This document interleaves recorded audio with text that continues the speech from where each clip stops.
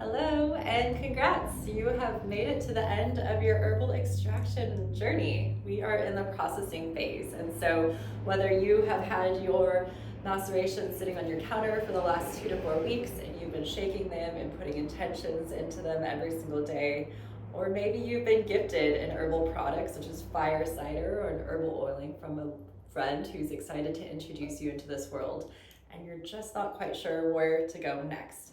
Okay, so let's jump in. I'm going to show you 2 different ways that I like to process my macerations, as well as give you some tips for maybe some other things that you already have laying around the house so that you don't have to feel like you need to go out and purchase different things in order to make your herbal products come to fruition. So a couple of things that I like to have on hand, again, depending on what type of product it is that I'm processing, is size-wise, I love having a just little Pyrex sort of measuring cup or something a little bit taller with a wider opening. So you could also use a wide mouth mason jar in this situation. Sometimes a bowl is really nice depending on what you're getting into. I like to have a little bit of cheesecloth or something of the sorts to also be able to help to strain everything out. For some elements, I like to have just a cute little metal strainer, and other times when I need a little extra beefiness, this is a potato masher that I've converted into an herbal extractor.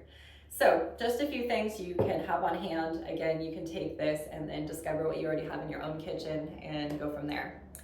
So we're going to start with what I feel is like a fairly simple process. This is one of the herbal extractions. These are the products that we've been making in our herbal oiling classes.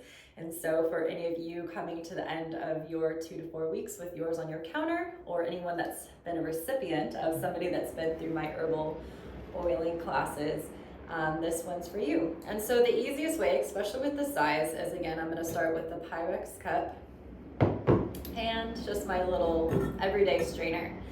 Again, you want to make sure everything has been sanitized, your hands are clean. Sanitation is so important to this process because, again, you're hoping to get the most life out of your product. And something like this, if it's preserved in pristine conditions, it can really last you up to 2 years. But my guess is you're going to get to working with this and it's not going to last more than 6 months. So what we do is you can give it a final shake if you haven't already, and then just take a moment to actually admire the medicine that's been made, giving it a moment of a sensory experience, because again, when we open our senses, it's an invitation to the body of what it's about to receive. And so sometimes taking a big inhalation of our products is just as important as actually ingesting them. And so what we'll do, very carefully and consciously pouring this into our container here. And again, you have just spent a month waiting for this to happen. So you want to get as much out of this as you possibly can. And so again, this is where things like the potato masher, if you have things like roots or a little bit hardier plants, are really, really beneficial. In this case, we've got a lot of florals in here, so I feel like I can do a fairly good job of just starting to break these down and really pressing. And you can maybe see on the video too, just that additional bit of oil from this process that's starting to come out. And so again, just working with that for as long as feels necessary. And then having an opportunity to have a clean container, or hurrying up and cleaning this container out of any of the residue of the plant matter.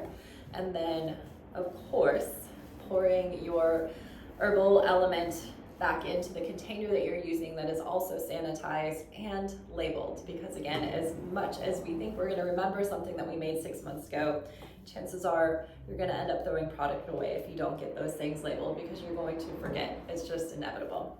And then of course, we want to make the most out of all of our plants. This element, once we have cleared the liquid out of it that we're using for the future, leaves behind what we call the mash. And having a mash, whether it's from your tea that you drink at night or from an herbal extraction that you've made over the course of a few weeks, this is such powerful elements that you can put back into the earth. So I always recommend to compost whenever possible. So, all right, so that's one process. fairly straightforward. Let's move on to our fire cider, because I hope a lot of you guys are getting fire cider made up for the winter ahead. So in this process, I'm going to start with my cheesecloth. I'm going to put it over a clean sanitized bowl, just making it super easy. Give my fire cider one last shake, and then again, I don't know if we're gonna want to smell this one. It's gonna be strong. Whew, that is ready for cold and flu season, definitely. Okay, so we're just gonna go ahead and carefully pour this into our cloth, making sure you get all the liquid into the bowl. And then really love getting as much of this out as possible.